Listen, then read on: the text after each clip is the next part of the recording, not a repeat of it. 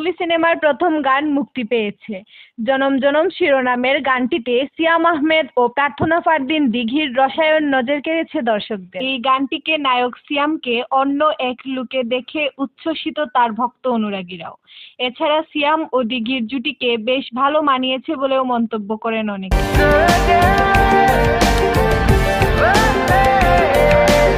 জঙ্গলি সিনেমায় নায়ক সিয়াম একাধিক লুকে দর্শকদের সামনে হাজির হবেন।